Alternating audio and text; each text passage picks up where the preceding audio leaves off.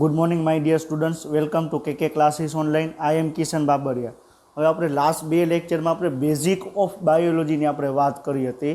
આપણે basic of બાયોલોજીમાં આપણે શું શું જોયું હતું? આપણે એરિસ્ટોટલ વિશે વાત કરી હતી, થ્રી ઓફ રાસ્ટ વિશે વાત કરી હતી, પછી જીવ વિજ્ઞાનની જે અલગ અલગ શાખાઓ છે એના વિશે વાત કરી હતી, પ્રાચીનતમ ભારતનું જે જીવ વિજ્ઞાન છે એના વિશે આપણે વાત કરી હતી. એની અંદર આપણે ચરક સંહિતાની આપણે વાત કરી હતી, સુશ્રુત સંહિતાની આપણે વાત કરી હતી.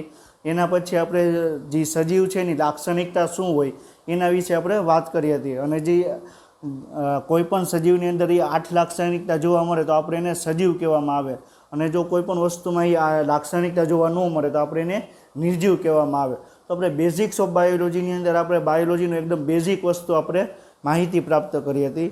હવે આપણે એકચ્યુઅલીમાં આપણે 11th સાયન્સની અંદર આપણે એન્ટર કરીએ છીએ.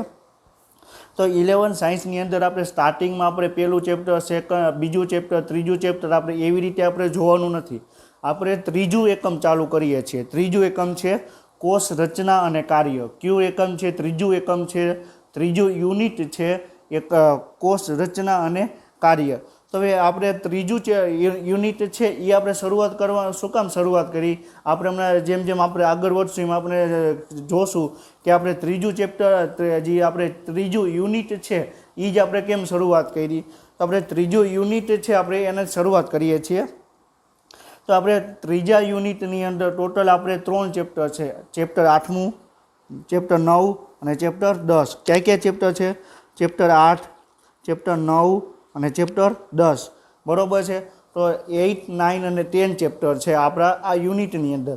હવે આ જે ચેપ્ટર છે 8 ચેપ્ટરની અંદર આપણે નીટની અંદર તમે વાત કરો તો નીટની એક્ઝામમાંથી આ ચેપ્ટરમાંથી ઓછામાં ઓછા 4 થી 6 MCQ પૂછાય. કેટલા?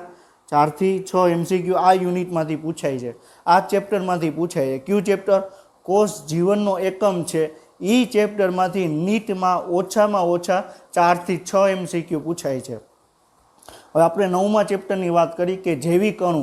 તો જૈવ અણુમાંથી ઓછામાં ઓછા આ ચેપ્ટરમાંથી આપણે જુઓ તો 2 થી 3 MCQ આ યુનિટમાંથી પૂછાય છે, આ જ ચેપ્ટરમાંથી પૂછાય છે.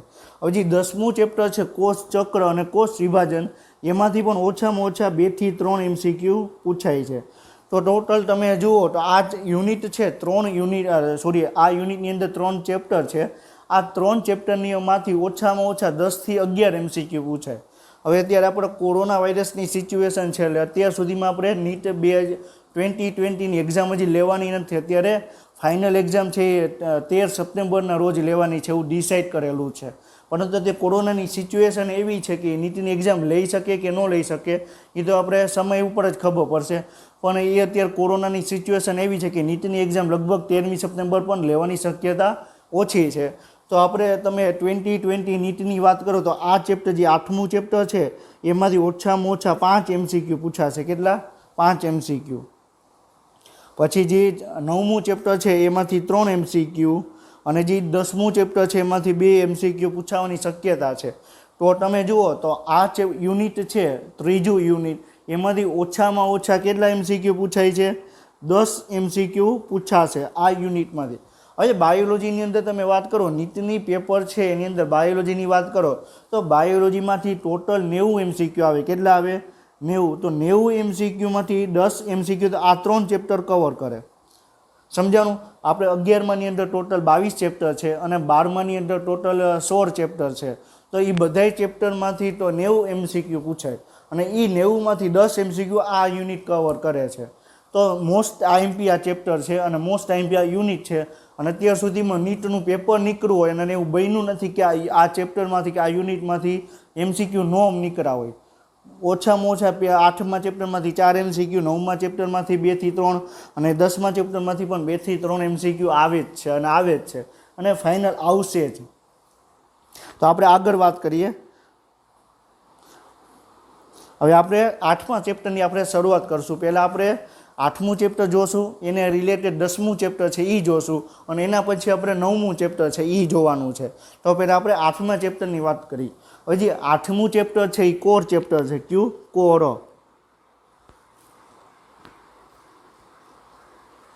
કોર ચેપ્ટર એટલે શું થાય કે આ ચેપ્ટર તમે કરી લ્યો એટલે તમને અડધું બાયોલોજી તમને એમને આવડી ગયું. આ ચેપ્ટર તમે કરો એટલે આ ચેપ્ટર તમે કરો એટલે તમને અડધું બાયોલોજી તમને આવડી જાય. કારણ કે આ ચેપ્ટર ઉપરથી ને તમારા જે 11મા ધોરણ 11 થી 22 ચેપ્ટર છે એટલે ટોટલ જે 12 ચેપ્ટર છે એનો બેઝ આ ચેપ્ટર જ છે. અને તમને આ ચેપ્ટર આવડી ગયું એટલે તમને કોઈ પણ એમસીક્યુ તમે સોલ્વ તમે કરી શકશો. તો આ ચેપ્ટર છે ને કોર ચેપ્ટર કહેવાય. કોર ચેપ્ટર એટલે શું કે કોઈ પણ ચેપ્ટર તમે કરો તો એ ચેપ્ટરનો બેઝ છે આ ચેપ્ટર આવે 8મું ચેપ્ટર. એટલે આપણે 8મા ચેપ્ટરની આપણે શરૂઆત કરીએ છીએ. તો હવે આપણે 8મા ચેપ્ટરની અંદર આપણે કોષ શું છે પહેલો ટોપિક એ જોશું. પછી એના પછી આપણે કોષવાદ શું છે, કોષનું વિહંગાવલોકન જોશું. એટલે કોષનું આપણે અંદર કઈ કયા ભાગ આવેલા એ જોશું. પછી આદિકોષ કેન્દ્રીય કોષ વિશે આપણે વાત કરશું અને સુકોષ કેન્દ્રીય કોષ વિશે આપણે વાત કરશું. આપણે લાસ્ટ લેક્ચરમાં આપણે વાત કરી હતી કે આદિકોષ કેન્દ્રીય કોષ અને સુકોષ કેન્દ્રીય કોષ એટલે શું થાય. આપણે જ્યારે ડિટેલમાં આપણે અભ્યાસ કરશું ત્યારે આપણે ડિટેલમાં હું તમને વાત કરીશ. તો આ ચેપ્ટરમાંથી ટોટલ આપણે 5 આપણે પોઈન્ટ આપણે કવર કરવાના છે. તો હવે આપણે સ્ટાર્ટિંગમાં આપણે જોઈએ. હવે જો તમને અહીંયા નીચે તમે એનસીઈઆરટીનો લોગો લગાવેલો છે, એનસીઈઆરટીનો લોગો છે. અને જો એનસીઈઆરટીનો લોગો આવે એટલે તમારે સમજી જવાનું આ તમારી ટેક્સ્ટ બુકની બેઠી લાઈન છે. અને જો એનસીઈઆરટીનો લોગો ન હોય તો એ આપણે એના સિવાયનું આપણે થોડોક જે નીટ માટે જે આઈએમપી ટોપિક હશે એ ટોપિક રિલેટેડ આપણે વાત કરતા હશું. તો તમને લોગો દેખાય તો એ લોગો કયો છે એનસીઈઆરટીનો, એટલે તમારી ટેક્સ્ટ બુકનો લોગો છે. એટલે તમારા ટેક્સ્ટ બુકમાં એ તમને જોવા મળશે એ વાક્ય અથવા સેન્ટેન્સ. અને જો એ તમને એનસીઈઆરટીનો લોગો ન હોય તો એ નીટ માટે તમારો આઈએમપી ટોપિક હશે અથવા તમારું જે કોઈ પણ કોન્સેપ્ટ ક્લિયર કરવા માટેનો એ આપણે વાત કરતા હશું. તો આપણે પહેલું સેન્ટેન્સ છે કે જીવવિજ્ઞાન એ જીવંત સજીવોનો અભ્યાસ કરતું શાસ્ત્ર છે. શું છે? જીવવિજ્ઞાન એ જીવંત સજીવોનો અભ્યાસ કરતું શાસ્ત્ર છે. આપણે ફર્સ્ટ લેક્ચરમાં આપણે એના વિશે વાત કરી હતી કે જીવવિજ્ઞાન એટલે શું થાય કે જીવંત સજીવોનો જે અભ્યાસ કરતી જે શાખા છે ને આપણે શું કહેવાય? જીવવિજ્ઞાન કહેવાય. તો આપણે એ જ અહીંયા વસ્તુ કહે છે કે જીવવિજ્ઞાન છે જીવંત સજીવોનો અભ્યાસ કરતી એક શાખા છે, એક શાસ્ત્ર છે. હવે એના પછીનો નીચેનો પોઈન્ટ છે તેઓના સ્વરૂપ અને તેઓ દેખાવ વિસ્તૃત વર્ણન અને તેમની વિવિધતા રજૂ કરે છે. હવે આપણે શું કહે છે આ સેન્ટેન્સ કે આપણે પૃથ્વી ઉપર જેટલા પણ સજીવો અસ્તિત્વ ધરાવે છે એ બધા જ સજીવો એની વિવિધતા તમને જોવા મળે છે. એક મનુષ્ય છે તો બીજા મનુષ્યથી અલગ પડે છે. એક મનુષ્ય જાતિ છે એ બીજા પ્રાણીઓથી અલગ પડે છે. લીમડાનું વૃક્ષ છે એ બીજા વૃક્ષ કરતાં અલગ પડે છે. એટલે ટૂંકમાં તમે જુઓ તો આખી પૃથ્વી ઉપર તમને જેટલા પણ સજીવો જોવા મળે છે એની અંદર તમને વિવિધતા તમને જોવા મળશે. એવું નહીં હોય કે જે મનુષ્ય છે મનુષ્ય જેવો જ કોઈ પણ પ્રાણી તમને બીજો જોવા મળશે. આપણે સિંહની વાત કરીએ તો મનુષ્ય જેવો તમને સિંહ જોવા નહીં મળે. એ બેમાં ડિફરન્સ હશે. અને જે ડિફરન્સ છે એને આપણે જૈવ વિવિધતા કહેવામાં આવે. શું કહેવામાં આવે? જૈવ વિવિધતા. જૈવ વિવિધતા એટલે શું થાય કે પૃથ્વી ઉપર જેટલા પણ સજીવો અસ્તિત્વ ધરાવે છે એ બધા જ સજીવોમાં જે વિવિધતા જોવા મળે, એક સજીવ બીજા સજીવ કરતાં જે અલગ રીતે તમને જોવા મળે એને જૈવ વિવિધતા કહેવામાં આવે. આ સેન્ટેન્સ આપણે એ બતાવે છે. હવે તમને સ્લાઇડમાં તમને દેખાશે કે તમને અલગ અલગ ટાઈપના તમને પ્રાણીઓ તમને જોવા મળે છે. વાંદરો છે, પછી આ તારા માછલી છે, પછી દેડકો છે, આ વાંદરો છે, આ તારા માછલી છે, આ દેડકો છે, વનસ્પતિ તમને જોવા મળે છે, અલગ અલગ પ્રાણીઓ તમને જોવા મળે છે. તો આ શું છે? આ સ્લાઇડ તમને શું બતાવે છે કે પૃથ્વી ઉપર અલગ અલગ જાતિના અલગ અલગ પ્રાણીઓ અલગ અલગ સજીવો અસ્તિત્વ ધરાવે છે. હવે આ સ્લાઇડમાં તમે જુઓ તો આ સ્લાઇડની અંદર તમને અલગ અલગ ડિફરન્ટ ટાઈપના તમને ફ્લાવર્સ તમને જોવા મળે છે. આ ફ્લાવર્સ છે, આ અલગ પ્રકારનું છે, આ અલગ પ્રકારનું પ્રાણી છે, આ અલગ પ્રકારનું સજીવ છે, આ શું છે? આ અલગ પ્રકારનું પ્રાણી છે. તો અલગ અલગ ટાઈપના તમને જે ડિફરન્ટ ટાઈપના તમે જો સજીવો તમને જોવા મળે તો એને શું કહેવામાં આવે? જૈવ વિવિધતા કહેવામાં આવે. હવે તમે સ્લાઇડ છે એની અંદર તમને અલગ અલગ ટાઈપના તમને બધા સજીવો તમને જોવા મળશે. હવે તમને આ સ્લાઇડની અંદર તમને અલગ અલગ ટાઈપના તમને બેક્ટેરિયા છે. તો આ શું છે? અલગ અલગ ટાઈપના તમને બેક્ટેરિયા જોવા મળશે. તો આપણે આ સ્લાઇડની અંદર તમને શું જોવા મળે છે? તો અલગ અલગ ટાઈપના જે બેક્ટેરિયા છે એ જોવા મળે છે. તો આ જે છેલ્લી 3 સ્લાઇડ છે એની અંદર આપણે શું જોયું કે પૃથ્વી ઉપર જેટલા પણ સજીવો અસ્તિત્વ ધરાવે છે એ એક સજીવ બીજા સજીવ કરતાં અલગ રીતે જોવા મળે છે. એક સજીવ બીજા સજીવ સાથે અલગ રીતે વર્તન કરે છે. એક સજીવ છે બીજા સજીવ જોડે આપણે અલગ રીતે બિહેવિયર કરે છે. તો આપણે પૃથ્વી ઉપર જેટલા પણ સજીવો છે એની અંદર તમને જૈવ વિવિધતા તમને જોવા મળશે. હવે આપણે અમુક તારીખ આપણે યાદ કરી લઈએ. આ નીટની અંદર પૂછાવા લાયક ક્વેશ્ચન છે અને નીટની અંદર આપણે પહેલાં એઆઈપીએમટી તરીકે લેવાતી અને એની અંદર આપણે 1-2 વખત આવી તારીખો આપણે પૂછાઈ ગયેલી છે. તો આપણે એના વિશે આપણે વાત કરવાની છે. અને આ રેન્ડમ ક્વેશ્ચન છે એટલે તમે તમને ખાલી તારીખ જ યાદ રાખવાની છે. એટલે જો ક્વેશ્ચન આવે તો તમને ડાયરેક્ટ યાદ રહી શકે કે યાદ આવી શકે કે આ તારીખે આ દિવસ તરીકે આપણે ઉજવીએ છીએ. તો આપણે હમણાં જે જૈવ વિવિધતાની વાત કરી તો એ આપણે વિશ્વની અંદર જેટલી પણ જૈવ વિવિધતા એટલે કે વિશ્વની અંદર જેટલા પણ સજીવો તમને જોવા મળે છે એ બધા સજીવોને આપણે જૈવ વિવિધતા કહેવામાં આવે. શું કહેવામાં આવે? જૈવ વિવિધતા. તો આપણે આંતરરાષ્ટ્રીય જૈવ વિવિધતા દિવસ આપણે ઉજવીએ છીએ. આ દિવસ કયો છે? 22 મે 22 મેના રોજ આપણે આંતરરાષ્ટ્રીય જૈવ વિવિધતા દિવસ આપણે ઉજવીએ છીએ. ઇન્ટરનેશનલ બાયોડાયવર્સિટી ડે એટલે આંતરરાષ્ટ્રીય જૈવ વિવિધતા દિવસ આપણે ઉજવીએ છીએ. ક્યારે ઉજવીએ છીએ? 22 મે 22 મેના રોજ આપણે ઉજવીએ છીએ. હવે આપણે આંતરરાષ્ટ્રીય પૃથ્વી ડે, વર્લ્ડ અર્થ ડે અથવા આંતરરાષ્ટ્રીય પૃથ્વી ડે ક્યારે ઉજવીએ છીએ? એપ્રિલ 22 એપ્રિલના રોજ આપણે આંતરરાષ્ટ્રીય પૃથ્વી દિવસ તરીકે આપણે ઉજવીએ છીએ. પછી આપણે એના પછી જોઈએ કે વિશ્વ પર્યાવરણ દિવસ, વર્લ્ડ એન્વાયરમેન્ટ ડે, વિશ્વ પર્યાવરણ દિવસ. વિશ્વ પર્યાવરણ દિવસ ક્યારે ઉજવાય છે? 5 જૂનના રોજ આપણે વિશ્વ પર્યાવરણ દિવસ ઉજવાય છે. હવે આવા તમે દિવસની તમે જુઓ તો તમને ઘણા ટાઈપના તમને દિવસો આપણે ઉજવીએ છીએ. પરંતુ આપણે આ જે 3 દિવસ આપણે વાત કરી, વિશ્વ દિવસ આપણે શું કહેવાય કે વિશ્વ પર્યાવરણ દિવસ, વિશ્વ પૃથ્વી દિવસ અને આંતરરાષ્ટ્રીય જૈવ વિવિધતા દિવસ, આપણે આ જે 3 દિવસ આપણે જ કેમ વાત કરીએ કે આ જે 3 દિવસની આપણે જે ડેટ વાત કરી એ ડેટ નીટની અંદર પૂછાવા લાયક પ્રશ્નો છે. તો આપણે જે આંતરરાષ્ટ્રીય જૈવ વિવિધતા દિવસ છે ક્યારે ઉજવાય છે? 22 મેના રોજ. આંતરરાષ્ટ્રીય પૃથ્વી ડે અથવા વિશ્વ પૃથ્વી દિવસ ક્યારે ઉજવવામાં આવે છે? તો એપ્રિલ 22. અને વિશ્વ પર્યાવરણ દિવસ ક્યારે ઉજવવામાં આવે છે? તો 5 જૂનના રોજ આ વિશ્વ પર્યાવરણ દિવસ આપણે ઉજવીએ છીએ. હવે તમને આની અંદર તમને જે સ્લાઇડની અંદર તમને કોષ દેખાય છે. આ કયો કોષ છે? આ વનસ્પતિ કોષ છે, આ પ્રાણી કોષ છે અને આ આદિકોષ કેન્દ્રીય કોષ છે. હવે જે આ વનસ્પતિ કોષની વાત કરી અને પ્રાણી કોષની વાત કરી, કેવો કોષ કહેવાય? સુકોષ કેન્દ્રીય કોષ છે. અને જ્યારે આ બેક્ટેરિયાનો કોષ છે એને આપણે કયો કહેવાય? આદિકોષ કેન્દ્રીય કોષ. કયો કહેવાય? આદિકોષ કેન્દ્રીય કોષ. તો તમને આ કયો કોષ છે? વનસ્પતિ કોષ છે. ના કયો કોષ છે? પ્રાણી કોષ.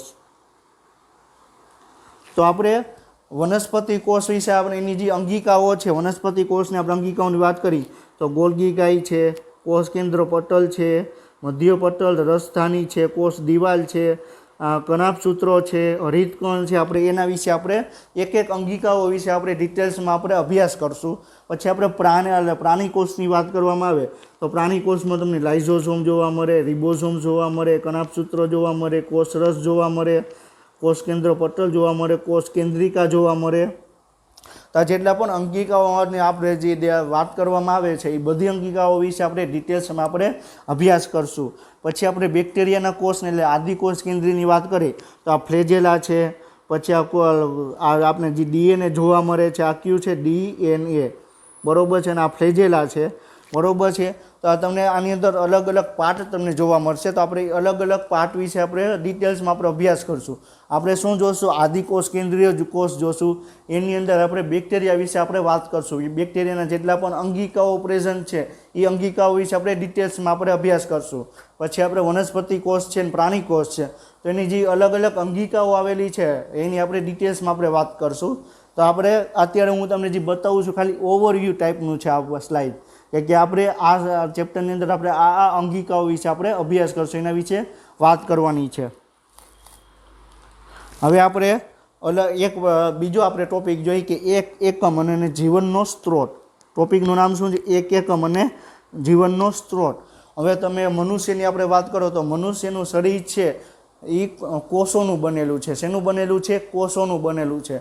તો એક પુખ્ત મનુષ્યની તમે વાત કરો, પુખ્ત મનુષ્યની વાત કરો તો પુખ્ત મનુષ્યની અંદર કેટલા 2 કોષો જોવા મળે? 30×10^12 કેટલી 30×10^12 જેટલા કોષો આપણા પુખ્ત મનુષ્યની અંદર તમને જોવા મળે. કેટલા કોષો?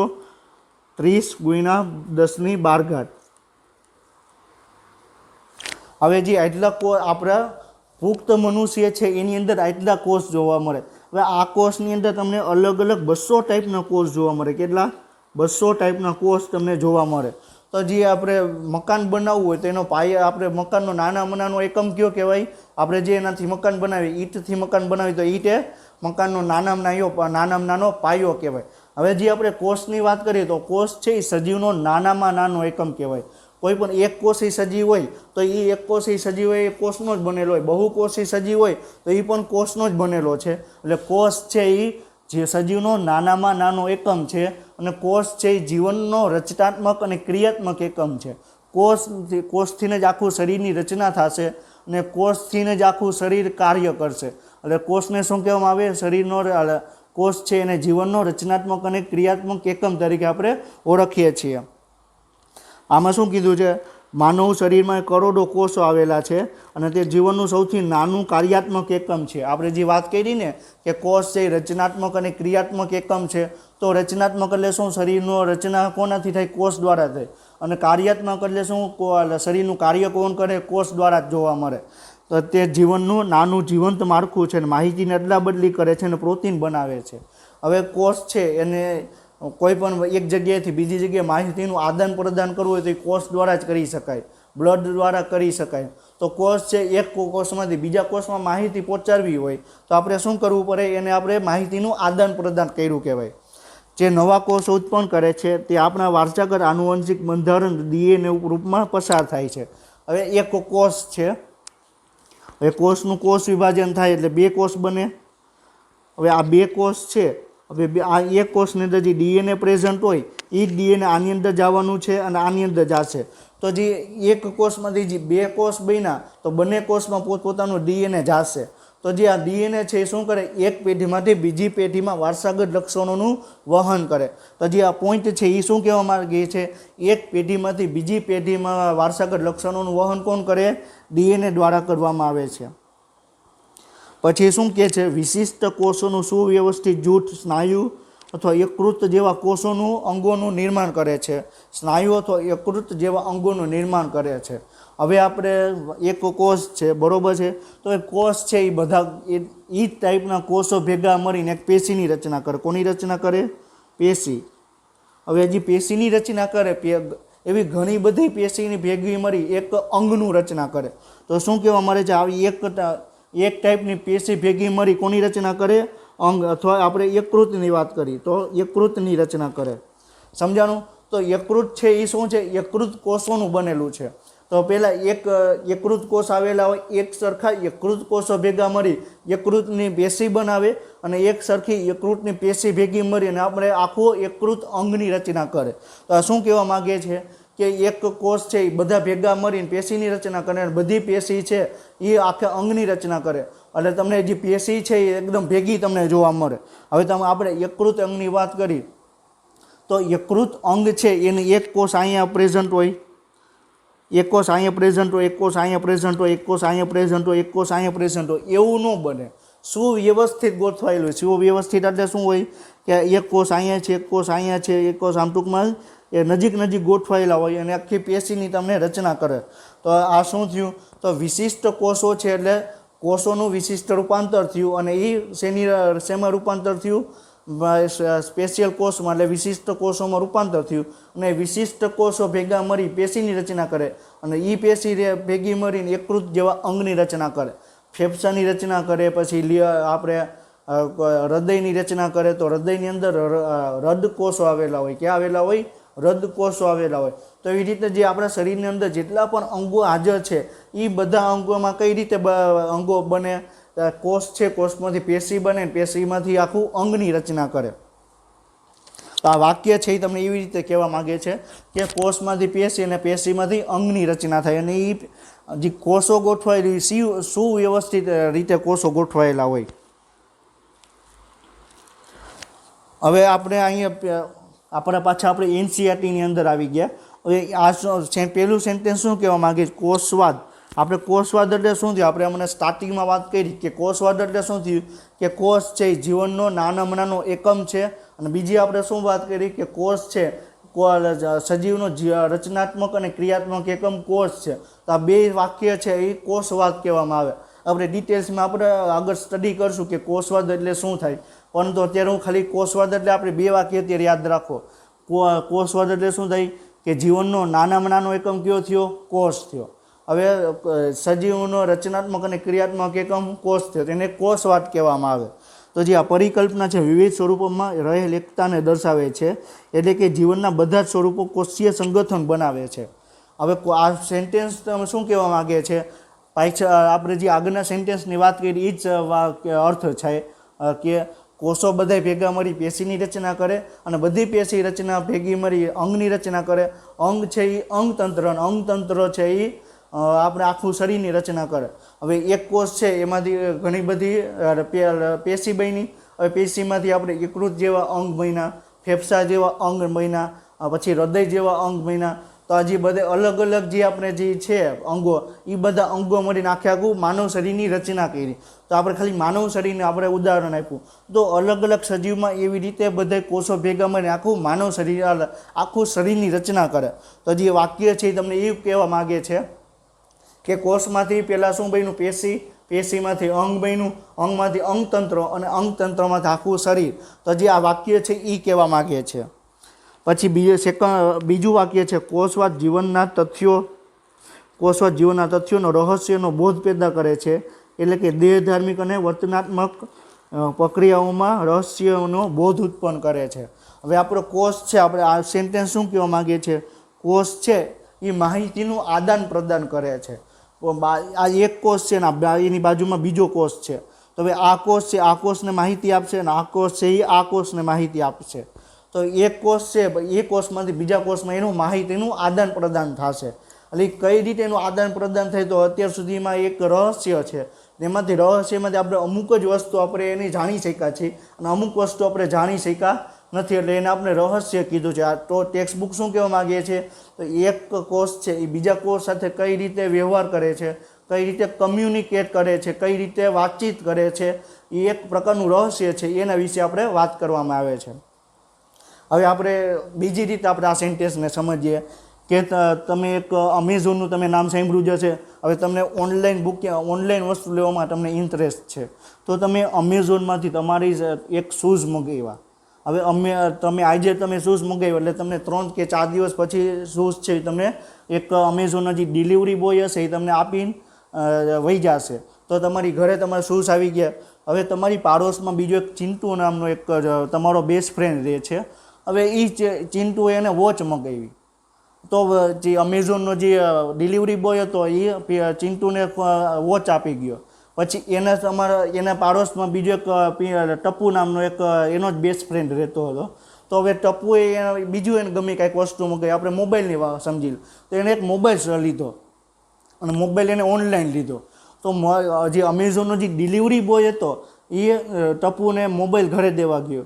તો હવે તમારી ઘરે જે અમેઝોનનો જે ડિલિવરી બોય હતો એ આખું બેગ લઈને આવ્યા હશે, એની અંદર ઘણી બધી વસ્તુ હશે.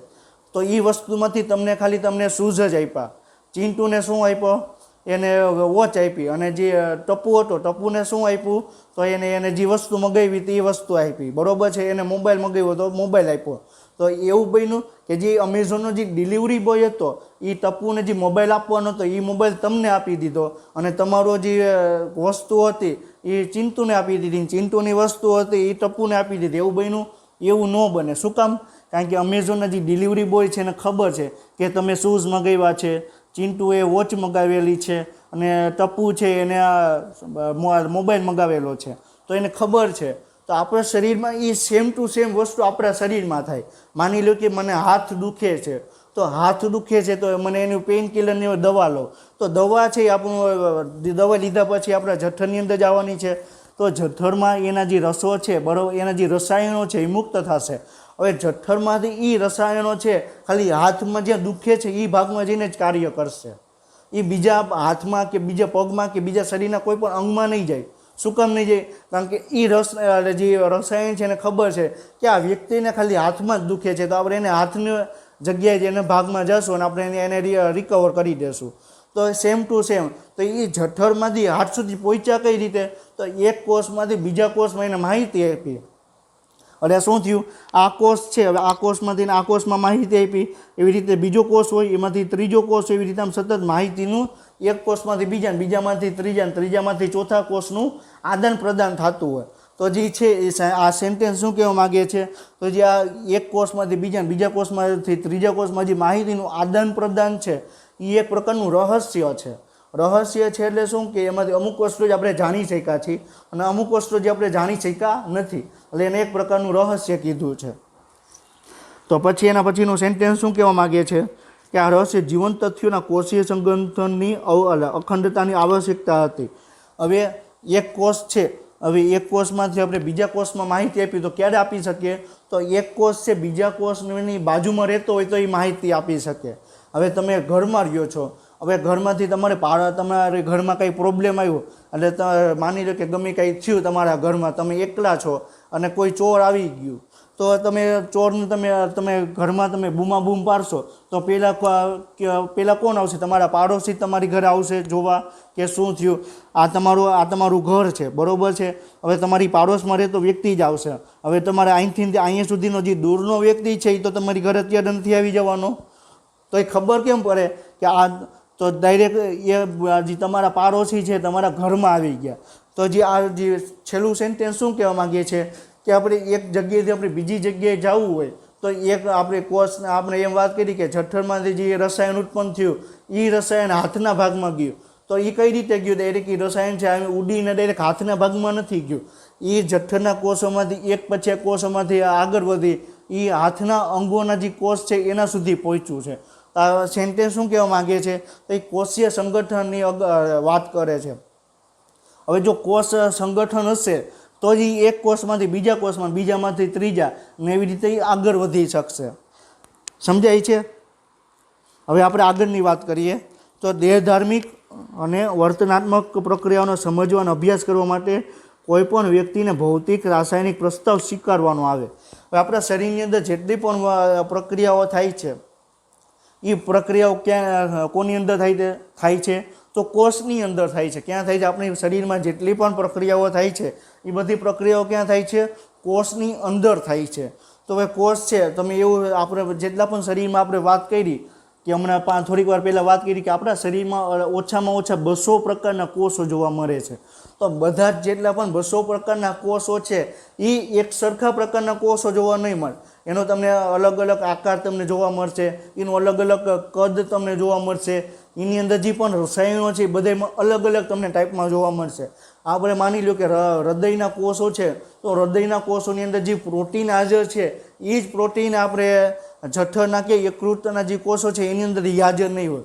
તો જે અલગ અલગ પ્રકારના જે અલગ અલગ કોષો છે, અલગ અલગ કોષોની અંદર જે અલગ અલગ પ્રકારનું પ્રોટીન છે એની આપણે વાત કરવામાં આવે છે. તો શું કહે છે, તો ભૌતિક રાસાયણિક પ્રસ્તાવ સ્વીકારવાનો આવે. તો આ સેન્ટેન્સ શું કહે છે કે આપણે જે અલગ અલગ પ્રકારના જે કોષો છે તો એ કોષોની અંદર આપણે ખબર કેમ પડે કે આ જે હૃદયના કોષો છે તો આ હૃદયના કોષોની અંદર આ પ્રકારનું પ્રોટીન છે, હજી જઠરના કોષો છે તો જઠરના કોષોની અંદર આ પ્રકારનું પ્રોટીન છે, એની અંદર આ પ્રકારનો રસો ઉત્પન્ન થાય છે. તો આપણે એનું ડિટેલ્સ એનું એનાલિસિસ કરવું પડે. હવે આપણે પ્રોટીનનું છે આપણે ડિટેલ્સ એનાલિસિસ કરવું હોય તો આપણું પ્રોટીન છે આપણે ગોલ્ગી ગાયની અંદર બને, બરાબર છે. તો પ્રોટીન છે એ ગોલ્ગી કોમ્પ્લેક્સની અંદર એ પ્રોટીન બને. તો જે પ્રોટીન છે એ એક કોષમાં આખે આખો કોષ છે તો કોષમાંથી આ ગોલ્ગી ગાય છે, બરાબર છે. હવે આખા કોષમાંથી જેટલું પણ છે બધું એને રિમૂવ કરી દેવામાં આવે અને ગોલ્ગી ગાય છે એને અલગ કાઢી એની અંદર જે પ્રોટીન છે એનું એનાલિસિસ કરવામાં આવે. તો આ જે સેન્ટેન્સ છે એ કહેવા માગે છે કે ભૌતિક અને રાસાયણિક પ્રસ્તાવ સ્વીકારવાનો છે. એટલે એનું કોષોનું કદ કઈ અલગ અલગ છે, એની અંદર જે અલગ અલગ પ્રકારના રસાયણો છે એની વાત કરવામાં આવે છે. આ પ્રસ્તાવ આપણે આણ્વિક ભાષામાં વિવિધ પ્રક્રિયાઓનું વર્ણન કરવા માટે યોગ્ય બનાવે છે. શું કહે છે, આ પ્રસ્તાવ આપણને આણ્વિક ભાષામાં વિવિધ પ્રક્રિયાનું વર્ણન કરવા માટે યોગ્ય બનાવે છે. હવે જે આપણે વાત કરી કે જે હૃદયનું જે કોષોની અંદર જે પ્રોટીન હાજર છે એ જ પ્રોટીન આપણે જઠરના કોષોની અંદર હાજર નથી. આપણે પ્રોટીનને આપણે જાણવું હોય તો પ્રોટીન છે એ એમિનો એસિડનું બનેલું છે.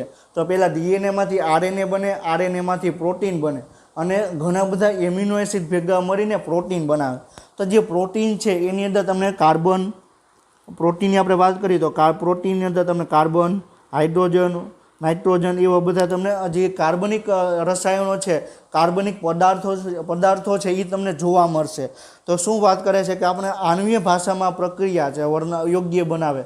હવે આપણે પ્રોટીનની વાત કરીએ તો પ્રોટીનની અંદર શું શું પ્રેઝન્ટ છે.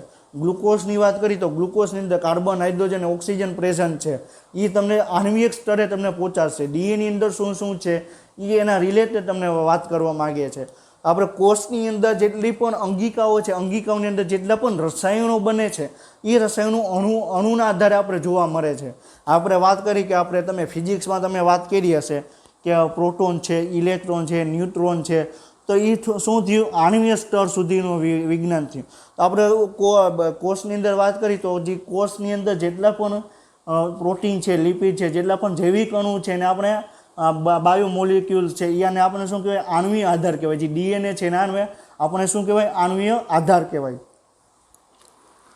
હવે આ સંકલ્પના જીવંત પેશીમાં તત્વો રસાયણો વિશ્લેષણ દ્વારા પ્રસ્થાપિત થાય છે અને એનાથી ખ્યાલ આવશે કે જીવંત સજીવોમાં કેવા પ્રકારના કાર્બનિક રસાયણો આવેલા છે. આપણે વાત કરી કે આપણે જે જઠરના જે કોષોની અંદર જે પ્રોટીન છે એ પ્રોટીનનું આપણે એનાલિસિસ કરવું હોય તો પ્રોટીનના જે છે એને બહાર કાઢવાનું અને એનું એનાલિસિસ કરવાનું. હવે જે જઠરનું જે પ્રોટીન છે એ હૃદયના પ્રોટીન કરતાં અલગ પડશે. આપણે ખબર કેમ પડે? આપણે એનું વિશ્લેષણ કર્યું, આપણે એનું રાસાયણિક સંગઠન બનાવ્યું, એનું પ્રોટીન કયા ટાઈપનું છે, પ્રાઇમરી પ્રોટીન છે, પ્રાથમિક પ્રોટીન છે, દ્વિતીયક પ્રોટીન છે કે તૃતીયક પ્રોટીન છે કે ચતુર્થક પ્રોટીન છે. આપણે જે પ્રોટીનના જે 4 પ્રકાર આવે એ આપણે 9મા ચેપ્ટરમાં આપણે ડિટેલ્સમાં એનો આપણે સ્ટડી કરશું. પરંતુ અત્યારે ખાલી એટલું યાદ રાખો કે જે આપણે કોઈ પણ સજીવ છે, સજીવની અંદર જેટલા પણ કોષો છે એ કોષોની અંદર જેટલા પણ રસાયણો છે એ રસાયણોને ક્યાં શું કામ કરે છે, એ રસાયણો ક્યાં પ્રેઝન્ટ છે, આ શરીરની અંદર કઈ જગ્યાએ કામ કરે છે, એની ડિટેલ્સ માહિતી આપણે મેળવવી તો શું કરવું પડે? એનું આપણે ડિટેલ્સ એનાલિસિસ કરવું પડે.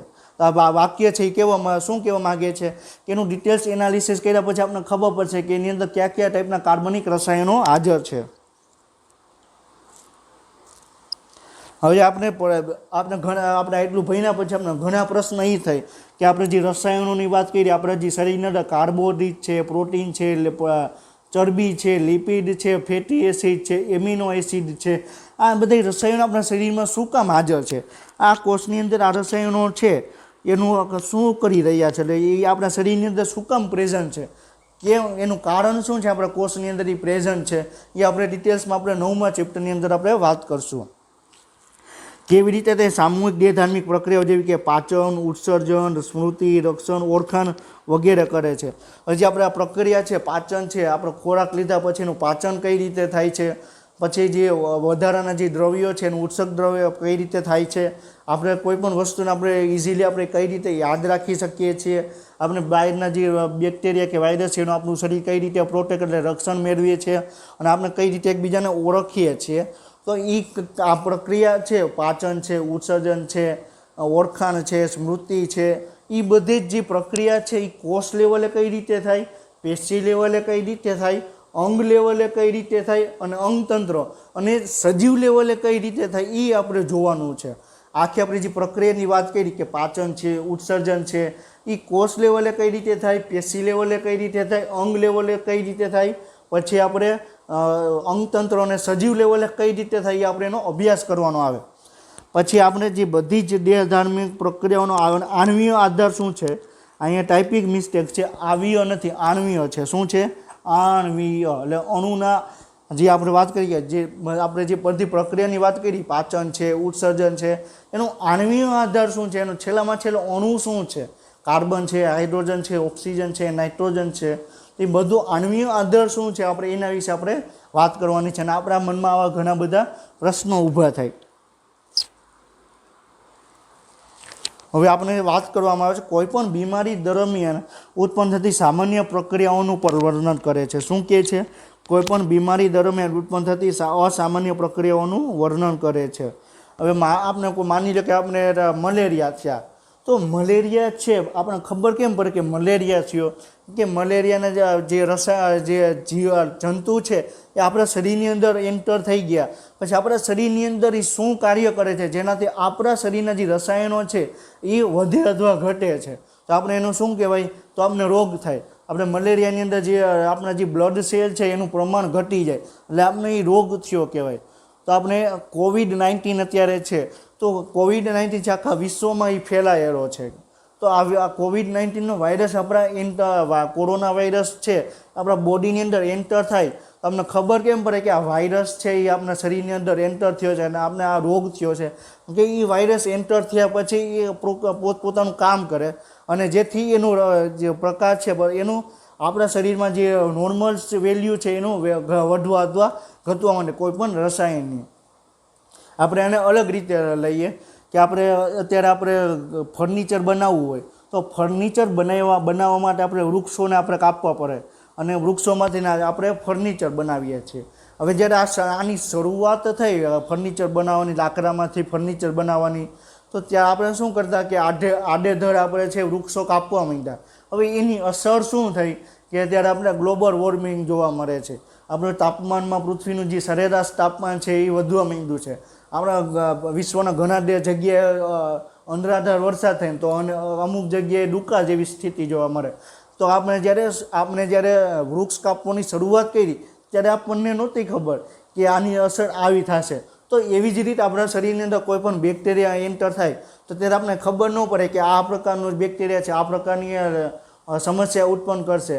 તો બેક્ટેરિયા આપણા શરીરમાં એન્ટર થયા પછી આપણા શરીરમાં કઈ રીતે એ કયા રસાયણોનું પ્રમાણ વધારે અથવા ઘટાડે છે એના ઉપર ડિપેન્ડ કરે છે. તો આપણે ખબર કેમ પડે કે આપણે આ રોગ થયો છે, તો એ જે બેક્ટેરિયા કે વાયરસ છે એ આપણા શરીરમાં જાય એનું પ્રમાણ અથવા વધારે અથવા ઘટાડે.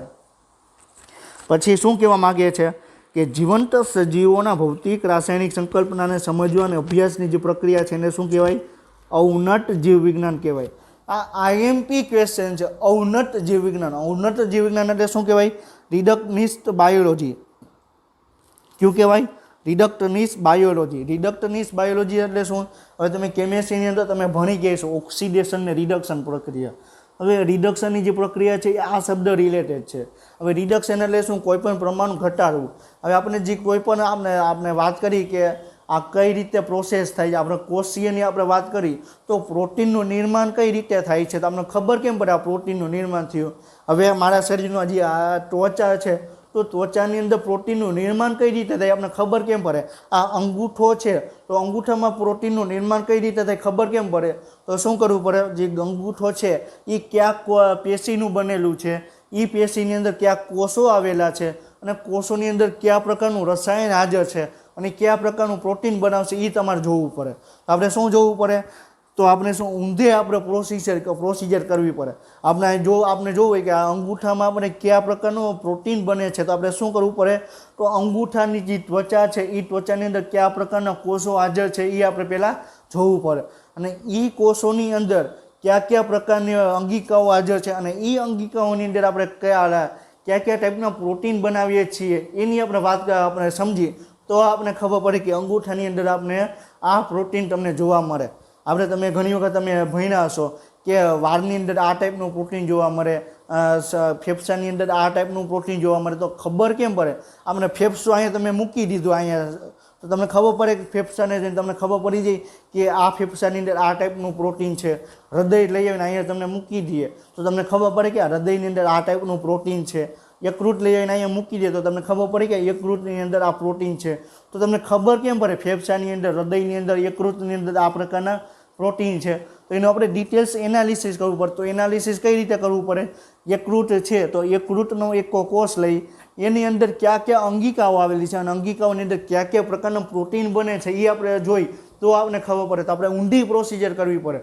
તો આપણે શું કરવું પડે, જે અંગ છે અંગમાંથી આપણે પેશીમાંથી આપણે કોષમાંથી આપણે શું કરવું, અંગિકાઓની અંદર કયા પ્રકારનું પ્રોટીન છે એ આપણે જોવું પડે.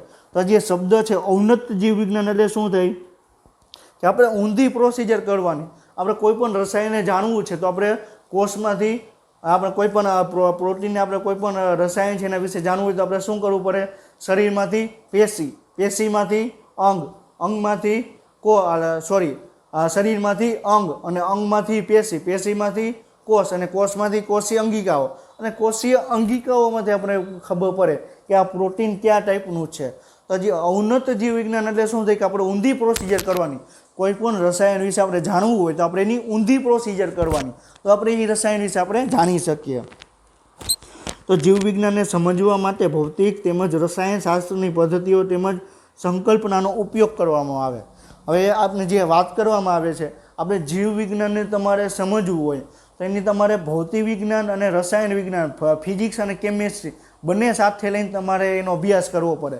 હવે આપણે માની લો કે કોષને આપણે જોવો હોય તો આપણે માઇક્રોસ્કોપ દ્વારા આપણે જોઈ શકીએ. તો માઇક્રોસ્કોપ શું છે? ફિઝિક્સનું આવિષ્કાર છે. ફિઝિક્સમાં એનું નવું સંશોધન કર્યું એટલે આપણે એ એક યંત્ર બનાવ્યું અને યંત્ર બનાવ્યા પછી જ આપણે જીવંત કોષને આપણે એની અંદર આપણે જોઈ શકીએ છીએ. તો એ આપણે તો આપણે ભૌતિક વિજ્ઞાન ન હોય તો આપણે કોષને આપણે અત્યારે જોઈ ન શક્યા હોય. ખાલી આપણે જીવ વિજ્ઞાન ઉપર જીવ વિજ્ઞાનની જ આપણે વાત કરી તો આપણે કોષને ત્યાં સુધી આપણે સમજી જ ન શક્યા હોત. તો આપણે સમજવા માટે આપણે શું કરવું પડે? ફિઝિક્સનો આપણે યુઝ કરવો પડે અને કેમિસ્ટ્રીનો આપણે યુઝ કરવો પડે. આપણે અત્યાર સુધીમાં આપણે પ્રોટીન છે, એમિનો એસિડ છે, લિપિડ છે, એ આપણે ખબર કેમ પડી કે આપણા બોડીની અંદર આ ટાઈપના પ્રોટીન, એમિનો એસિડ છે, લિપિડ છે જોવા મળે છે. તો એ કોષનો આપણે રાસાયણિક એનો અભ્યાસ કર્યો ત્યારે આપણને ખબર પડી કે આ શરીરની અંદર આ ટાઈપના, આ અંગની અંદર આ ટાઈપના પ્રોટીન કે એમિનો એસિડ જોવા મળે છે. તો જે આ છે તો આપણે જીવ વિજ્ઞાન સમજવું હોય તો આપણે ભૌતિક વિજ્ઞાન અને રાસાયણિક વિજ્ઞાન બંને સમજવું પડે અને પછી જ આપણે જીવ વિજ્ઞાન આપણે સારી રીતે આપણે સમજી શકીએ. હવે જે તમને આ સ્લાઇડની અંદર તમને જે ફિગર તમને દેખાય છે એ અવનટ બાયોલોજી સમજાવવા માગે છે.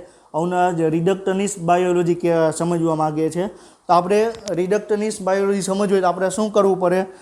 આપણે ઊંધું ચાલવાની પ્રોસિજર કરવી પડે. તો ઊંધું કઈ રીતે થાય?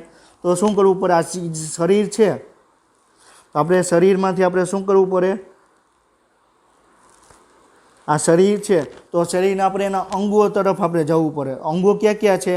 યકૃત છે, પછી લીવર છે, યકૃત છે, કિડની છે, હૃદય છે. આપણે એના વિશે આપણે જવું પડે અને એમાંથી એના પેશી અને પેશીમાંથી આપણે કોષ અને કોષની અંદર એની અંગિકાઓ વિશે આપણે જાણવું પડે. ને અંગિકાઓની અંદર આપણે કયા કયા પ્રકારની રસાયણ પ્રક્રિયા થાય છે આપણે એ જોવું પડે. હવે છે આપણે અહીંયા ચયાપચય લખેલું છે. ચયાપચય એટલે શું? આપણે લાસ્ટ લેક્ચરમાં વાત કરી હતી કે ઘટકોનું તૂટવું અથવા જોડાવવું એને શું કહેવાય? ચયાપચય કહેવાય. તો ગ્લુકોઝમાંથી જે તૂટે ગ્લુકોઝ અને એમાંથી કાર્બન, હાઇડ્રોજન, ઓક્સિજન જોડાય, ગ્લુકોઝ એમાંથી છૂટો પડે, તૂટે એટલે કાર્બન, હાઇડ્રોજન અને ઓક્સિજન છૂટવું પડે. હવે કાર્બન, હાઇડ્રોજન અને ઓક્સિજન જે પાછું જોડાય, પાછો ગ્લુકોઝ બનાવે, તો જે આખી પ્રક્રિયા છે એને શું કહેવાય? ચયાપચય કહેવાય. તો જે ચયાપચય છે એ હંમેશા આપણે જે ચયાપચય છે એ આપણે કઈ રીતે જોવા મળે? તો આણ્વીય સ્તરે તમને જોવા મળે, અણુના લેવલે તમને જોવા મળે. પછી અહીંયા બીજો શબ્દ છે પ્રોટિયોમિક્સ. કયો શબ્દ છે? પ્રોટિયોમિક્સ, પ્રોટોમિક્સ. હવે પ્રોટોમિક્સ એટલે શું થાય કે કોઈ પણ પ્રોટીન છે એની રચનાત્મક અને કઈ રીતે કાર્ય કરે છે, ક્રિયાત્મક રીતે કઈ રીતે કાર્ય કરે છે એ આપણે જોવું હોય તો આપણે શું કરવું પડે? આપણે પ્રોટિયોમિક્સ આપણે સમજવું પડે. પ્રોટિયોમિક્સ એટલે શું થાય કે કોઈ પણ પ્રોટીન છે કાર્ય કઈ રીતે કરે છે એ આપણે સમજવું પડે. હવે એના પછીનો બીજો શબ્દ છે જીનોમિક્સ. એ જીનોમિક્સ એટલે શું થાય કે ડીએનએ કઈ રીતે કાર્ય કરે છે એ આપણે જોવું પડે. હવે ડીએનએ કઈ રીતે કાર્ય કરે છે એ સમજવું હોય તો આપણે જે આખી પ્રોસિજર છે એને આપણે શું કહેવાય? જીનોમિક્સ કહેવાય. તો શું કહેવાય? જીનોમિક્સ. તો જીનોમિક્સ એટલે શું થયું કે આપણે ડીએનએ કઈ રીતે કાર્ય કરે છે, એક પેઢીમાંથી બીજી પેઢીમાં વારસાગત લક્ષણોનું વહન કઈ રીતે થાય છે એ આપણે જોવું હોય તો આપણે કઈ રીતે થાય? તો આપણે એને કઈ રીતે પ્રોસિજર કહેવાય? એને આપણે જીનોમિક્સ કહેવામાં આવે. તો આપણે શું થયું કે જે આ છે તો માનવ શરીરમાંથી અંગોમાંથી કોષમાંથી અંગિકાઓ અને અંગિકાઓમાંથી આ જે 3 લેવલ છે એ 3 લેવલ સુધી આપણે પહોંચી તો એને આપણે શું કહેવાય? અવનત જીવ વિજ્ઞાન કહેવામાં આવે. શું કહેવાય? અવનત જીવ વિજ્ઞાન. હવે જે આપણે જે સ્લાઇડની અંદર તમને જે ફિગર દેખાય છે આ તમને અવનત જીવ વિજ્ઞાન કઈ રીતે આપણે રિયલમાં છે આપણે જોવું હોય તો શું કરવાનું? આપણે આ જે અંગૂઠો છે આપણે અંગૂઠાને આપણે મેગ્નિફાઈ કર્યું તો મેગ્નિફાઈ કર્યા પછી આપણે જે અલગ અલગ તમને સ્તર જોવા મળશે. જે ત્વચાના જે અલગ અલગ સ્તર છે એ તમને જોવા મળશે. હવે જે આ સ્તરમાંથી આપણે જે આ છે એની અંદર કઈ ક્યાં પેશી જોવા મળે છે એ જોવા મળે. આ તમે આ જે પેશી છે કઈ છે, અધિછદીય પેશી છે. હવે પેશીની અંદર આપણે આગળ તમે ઝૂમ કરો તો તમને કોષ જોવા મળશે. તો આ શું છે? આ અધિચ્છદ કોષ છે. અને અધિચ્છદ કોષ છે એની અંદર કયા પ્રકારની અંગિકાઓ હાજર છે? તો અમને જે અંગિકાઓ દેખાય છે કઈ છે? કણાભ સૂત્ર છે. તો કણાભ સૂત્રને આપણે મેગ્નિફાય કરો તો એની અંદર તમને રાઇબોઝોમ્સ અને મેસેન્જર આરએનએ તમને જોવા મળશે. હવે તમે રાઇબોઝોમને તમે મેગ્નિફાય કરો તો તમને આ રાઇબોઝોમ તમને જોવા મળશે. અને એની અંદર પ્રોટીન કયા ટાઈપનું છે, આરએનએ કયા ટાઈપનું છે એ તમને જોવા મળશે. અને એમાંથી આગળ આપણે એ આરએનએ કયા અણુ છે એ તમને જોવા મળશે. તો આ તમને સ્લાઇડ છે કઈ રીતે કહેવા માગે છે? અવનત જીવ વિજ્ઞાન વિશે તમને ડિટેલ્સમાં તમને માહિતી આપે છે કે તમારે જે મોટું છે અંગમાંથી તમે પેશી લેવલે કે જે અણુ લેવલે કઈ રીતે એની પ્રોસિજર કરવી તો એના વિશે વાત કરવામાં આવે છે. તો પહેલાં અંગૂઠાની વાત કરીએ તો અંગૂઠાના જે ત્વચા છે એની અંદર તમને અલગ અલગ તમને લેયર તમને જોવા મળશે, અલગ અલગ તમને સ્તર જોવા મળશે. પછી એની અંદર તમને અધિચ્છદ પેશી જોવા મળશે. અધિચ્છદ પેશીની અંદર તમને અધિચ્છદ કોષો જોવા મળશે. એની અંદર અંગિકાઓની વાત કરો તો તમને કણાભ સૂત્ર તમને જોવા મળશે. અને કણાભ સૂત્રની અંદર તમને રિબોઝોમ્સ અને મેસેન્જર આરએનએ તમને જોવા મળશે.